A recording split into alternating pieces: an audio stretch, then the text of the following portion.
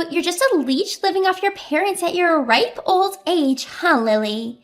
Leeches should get lost. This is going to be our house. My 8-year-old niece, Emily, spat out these hurtful words, grinning. My sister Anne and her husband Sam were snickering next to Emily. I could guess the kind of parenting they were doing, given the outrageous statement from an 8-year-old. I no longer feel any need to forgive them, my niece, my sister, or her husband. I felt the pent-up anger inside me flare up. My name is Lily. I live with my parents at our family home. I used to live on my own, but I moved back home because I was worried about my aging parents. I love my work, and I'm not at all interested in relationships. I never intended to get married in my life, and one of the reasons I decided to live at home was to cherish the time I had with my parents. My dad was a chef, and of course, he's really good at cooking. Even after retiring, he cooked for us at home, and I always looked forward to meals. Having experienced living alone, I missed my dad's cooking, which is one of the reasons why I returned home, but that's a secret.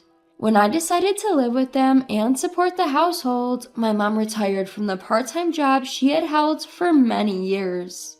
She was hesitant, but I suggested it might be the right time. Both my mom and dad had been doing a lot of standing at their jobs and had sometimes thrown out their backs. I convinced them to quit their jobs, telling them there was no need to push themselves since I was supporting the household. I'm a mess outside of work, and I'm not good at housekeeping, so I appreciate that my parents are at home doing chores. It's a win-win relationship between my parents and me. Disturbing the stable life are my sister and her family. My sister Anne and her husband Sam bring their 8-year-old daughter Emily almost every week. They come uninvited, drive 30 minutes to our house, and ask for meals. My sister says, "It saves on our food expenses, so we come every week. Raising a child really costs a lot of money." And her husband Sam neither denies nor hides it. They would eat the meals my dad cooked as if it was their right, then leave without cleaning up.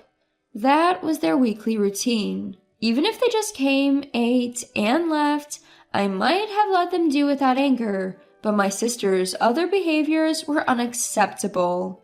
Every time before leaving, Anne would scrounge around our house. She would take things she thought could be sold on an online flea market app. So I've had to hide my accessories and important clothes in the back of my closet. On top of that, she rummages through our fridge, taking food ingredients without asking us. When I told her that would be a crime if she were a stranger, she dismissed me, saying, "You wouldn't understand, Lily. It's tough to keep a household running when you're married."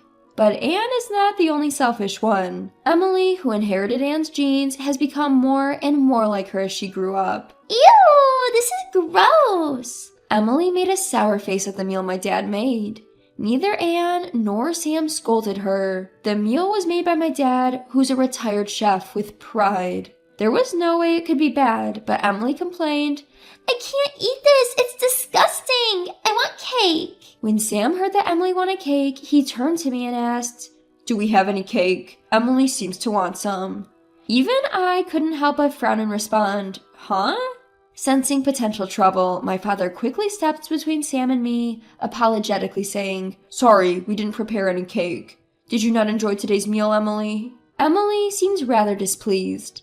"Yes, Grandpa's food is always yucky. I only want to eat sweet things. Desserts are the best. I don't want to eat Grandpa's food." "Oh, I find it convenient, and it saves us on grocery bills, so it's fantastic. But if Emily says so, we have no choice. Dad, Mom, please prepare some sweets and cake for Emily next week." I couldn't forgive my sister Anne for accepting Emily's selfishness as a matter of course and bossing our parents around. However, if I spoke out now, our already shrinking parents would feel even more troubled. I pitied my parents and, unable to complain that day either, sent off Anne's family as always after they had finished looking through our house. I can't believe the audacity. Acting that way just because it's their parents' house? Unforgivable. Exposing my anger, my mother apologized, saying, "It's my fault for not having the cake ready. I'm sorry." while my father silently discarded the leftover food prepared for Emily. My heart ached at the sight of my parents' actions. I spent the following week contemplating whether I should tell Anne and her family not to visit anymore, only to have them arrive at our home yet again. Without any notice, as if it were a matter of course, Anne's family walked in asking, "Is dinner ready yet?" Emily complained about the cake my mother had bought, saying, "I prefer one with more strawberries." Sam changed the television channel without asking. Seeing my sister and her family doing as they pleased as usual, I was flabbergasted when my father's cooking was ready. Anne and Sam were enjoying their meal, chatting, and even sharing a bottle of wine. Emily, dissatisfied with the cake we'd bought and refusing to eat a single bite of the meal, was playing a game on her smartphone saying, "Grandpa and Grandma are really useless." As I wished them to leave sooner, Anne suddenly cheerfully mentioned, "Oh, right. We decided to move into this house from next week." "Huh?" My voice echoed with surprise, and it seems that my parents, who hadn't heard this before, were equally shocked. Sam supplemented Anne's announcement saying, "It's a hassle to drive here every week. Besides, if we live together, we can save even more on groceries, and we won't have to pay rent." Unable to utter a word, my parents stayed silent, and I finally objected, "Wait a minute. That's quite sudden. We don't have enough rooms, and you're planning to live here without contributing financially? That's way too presumptuous." Anne and Sam's faces contorted at my words, but it was Emily, not them, who rebutted first. "Lily is an embarrassing adult who needs to move out anyway." Setting her smartphone on the table, Emily stared at me defiantly. "What do you mean by I need to move out?" "Lily, aren't you a parasite living off your parents at your age? Parasites should get out. This will be our house." Emily, sounding smug, received stifled laughs from Anne and Sam. For a moment, I wondered if an 8-year-old should talk this way. I had to do a double take when Emily, all of 8 years old, called me a parasite. Based on the reactions of Anne and Sam, I assumed that they had indoctrinated their daughter to think of me in such derogatory terms. "No, Emily, don't say such things. It'll hurt Lily's feelings," Anne said. "I don't want to live with Lily. I want her gone by next week. It's embarrassing to live with a parasite. What if my friends find out?" Emily was looking at me as if I were garbage. Anne and Sam were chuckling beside her. I felt a surge of anger, having endured their behavior for so long. "All right, as per your wishes, I will leave by next week. Rest assured," I responded. Anne's family seemed satisfied with my response. They left, as usual, without helping clean up. My parents looked terrified at the prospect of living with Anne's family, but they were relieved when I proposed a solution. There was so much to do before Anne's family moved in. My parents helped out, and it was a great relief. The house had been tidied up, and the move is complete. Just as little Emily asked, I've effectively moved out of the house for them. The day arrived when Anne's family was supposed to move in. I was busy organizing my stuff in my new place. I missed my old house where I had lived for so many years, but the new place was nice, and I felt a sense of relief, knowing that I wouldn't be irked every time Anne's family visited.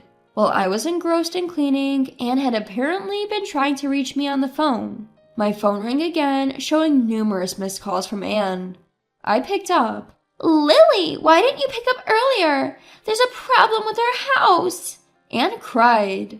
"Well, it's my house actually. I've already demolished it," I said, half chuckling. Anne screamed, "What have you done?" I could only imagine their shock when they arrived to find the house in the midst of demolition. You see, when I had moved back to support my parents, the house was transferred to my name. It was my call to demolish it. I figured it was better to knock it down than let Anne's family take it over. The house was old anyway, and my parents agreed with my decision. I wanted my parents to enjoy their retirement, so I took care of all their expenses. Emily's comment about me being a parasite was, therefore, greatly misguided. I explained all of this to Anne. "You and Emily have said a lot of wrong things about me. It's not good to educate your daughter like this. It'd be a pity if Emily turned out to be like you. I told Anne, my voice dripping with sarcasm. She seemed more shocked than anything else. She'd selfishly run her mouth and then came to me almost in tears asking, "What should we do? After all, we've already terminated our lease and moved out from our previous house. We're going to end up homeless. Emily is still only 8 years old." "Maybe it's good for Emily to experience hardship," I responded casually while continuing to clean. Anne started crying. "How could you be so heartless?" I thought that should be my line. Who was it that repeatedly insulted me through their own words and through their daughter? I asked her. "I'm sorry. I'll make Emily apologize too. Please, just for tonight, let us stay in your new place," Anne begged. "No can do. Both Dad and Mom are now scared to meet you. You always say negative things. Our new home is fully accessible and they both seem to like it. Please stop interfering with our happiness. I'm hanging up now. I'm busy." "Wait, please!" Anne was still yelling, but I mercilessly hung up the phone. Afterwards, Anne kept calling numerous times, but I ignored her. It seemed like she also tried to reach out to our parents, but they too ignored her calls. Eventually, the relentless call stopped.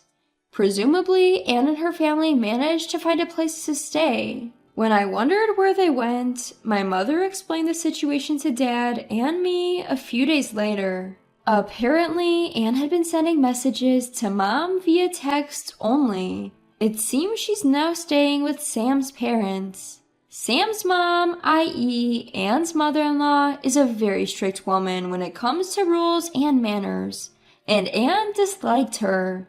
Anne appears to be struggling living under the roof of such a stern mother-in-law. Emily, too, who used to be spoiled rotten, seems to be learning a lot from this strict mother-in-law. There's no doubt she would have grown into a terrible adult if she continued her old ways, so in retrospect, this seems to be a good thing. It may be tough on Emily, but it's unavoidable. I hope she'll manage to become a well-mannered grown-up. It seems Anne and Sam were more broke than we imagined. Sam was a fan of gambling, frequently squandering his money on various bets. Anne wasn't against gambling and didn't stop him, even enjoying it with him at times. However, they accumulated a substantial amount of debt due to their gambling.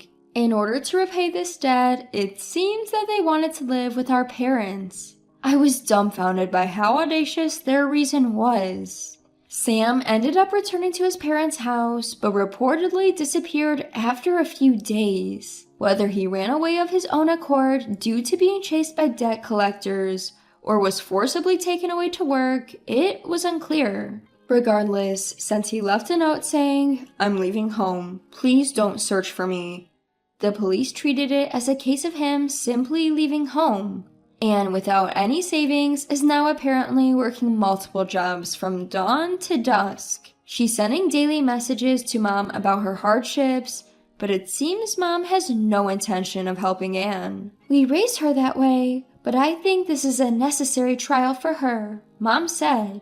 For your information, our parents and Sam's parents are on good terms and frequently communicate. When Mom apologized to Sam's mom for the trouble caused by Anne and Emily, Sam's mom energetically responded, "Having these kids who are worth educating has added some spice to my life. I apologize for the trouble my son caused. As an apology, I'll make sure to educate my daughter-in-law and granddaughter well." Anyway, my parents and I are relieved to have cut ties with Anne and her family. We're relishing the fact that we can now spend our days without the constant dread and annoyance. Dad, who had lost some confidence in his cooking after Emily's criticism, is now joyfully showing off his culinary skills thanks to our new house with a spacious kitchen. I've always loved Dad's cooking, and every time I say, "delicious," he seems more motivated to cook. Mom, who used to get exhausted every time Anne's family visited and lost the energy to go outside, is now often going out since we moved. She joined a local club and resumed her old hobby of painting. My mom's forte is watercolor painting. She's always joyfully crafting her artwork under the gentle guidance of her teacher. Recently, she's been heading out to the park, sketchbook in hand, to draw various objects and scenes. We're eagerly looking forward to the upcoming exhibition by the art club my mom is a part of, and we plan to attend. My life continues as it always has. Busy, but enjoyable, as I continue doing the work I love. The constant nagging from my sister and her family has finally ceased, reducing my stress levels significantly. It wasn't until I felt this relief that I realized just how much stress they had been causing me. It's refreshing to remember just how bright and cheerful I can be. My parents are aging, but they are enjoying their lives now, which makes me happy. Even if they eventually need care, our home is equipped with accessibility features, making caregiving easier.